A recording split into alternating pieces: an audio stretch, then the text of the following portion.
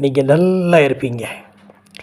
இந்த நாளிலும் கேட்கப்படுகிறத எல்லாவற்றையும், சொல்லப்படுகிற எல்லா வார்த்தைகளையும் கவனிக்கக்கூடாது. அப்படி நம்ம கவனித்தோம்னா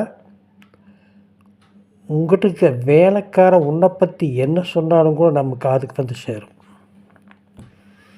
எதை கேட்கணும், எதை நம்பணும், அது எப்படிப்பட்ட சூழ்நிலை என்று அறிந்து அதன்படி நாம் நடந்தால் நம்முடைய வாழ்க்கை பிரச்சனை இல்லாமல் ஓடிக்கொண்டே இருக்கும்.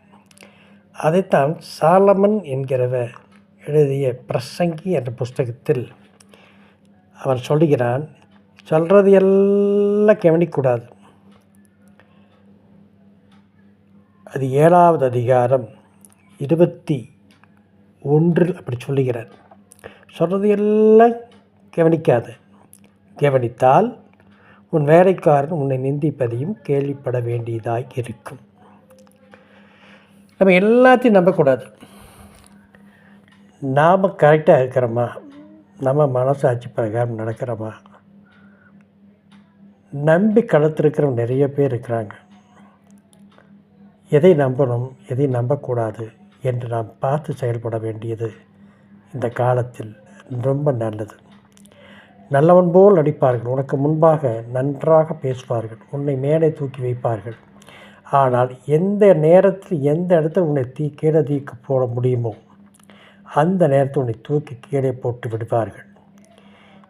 ஏறும்போது தான் நம்மளுக்கு ஏணி தேவைப்படும். ஏறி முடித்தவுடன் அந்த ஏணியை தூக்கி வீசி எறிந்து விடுவார்கள். சிலருடைய வாழ்க்கை பல பேருக்கு கருவேப்பிலை மாதிரி. கருவேப்பிலை குழம்பில் போட்டால் அது எடுத்தவுடன் ஃபஸ்ட்டு கருவேப்பிலை தூக்கி எறிந்து விடுவார்கள்.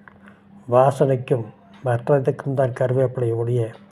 அதுபோல் உங்களுடைய வாழ்க்கை மற்றவர்களுக்கு கருவேப்பிலையாக இருப்பதை விட யாருக்கு பயன்பட வேண்டும், யார் நன்றியுடையவர்களாக இருக்கிறார்கள் என்று பார்த்து செயல்பட்டு அதன்படி நீங்கள் நடந்தீர்களானால் அது உங்களுடைய வாழ்க்கையில் ஒரு சந்தோஷத்தை தரும்.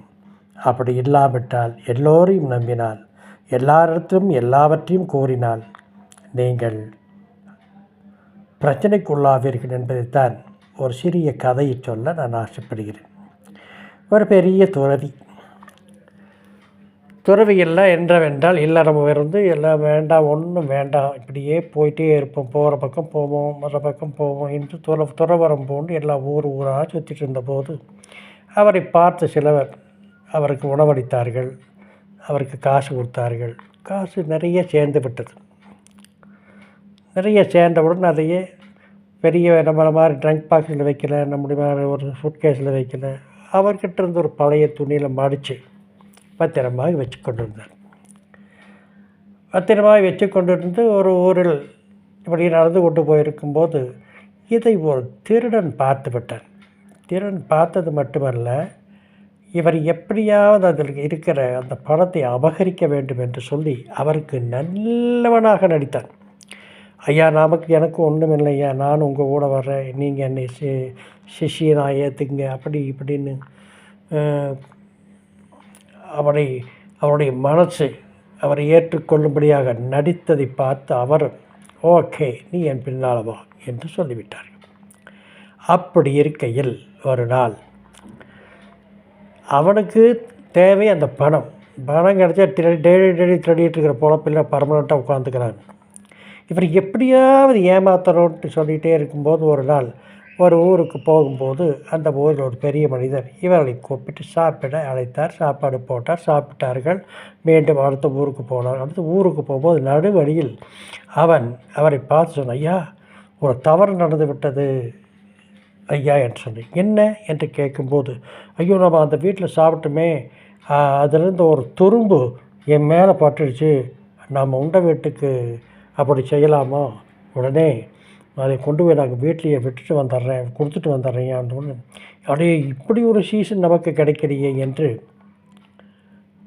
மனதுக்குள் அப்படி ஒரு சந்தோஷம்.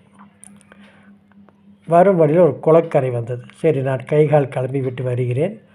உடனே அவன் அத்தனை நம்பிக்கைக்குரியவனாக இருக்கிறானே என்று சொல்லி அவன் அந்த வீட்டுக்கும் போகவில்லை.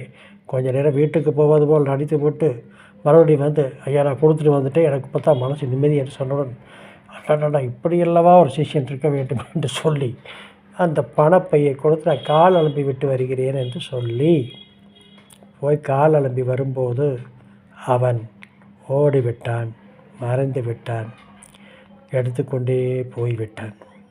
இப்படித்தான் நம்முடைய வாழ்க்கையில் சில பேர் நம்மிடம் நடிப்பார்கள், நல்லவன் போல் நடிப்பார்கள், நல்லது போல் பேசுவது போல் பேசுவார்கள்.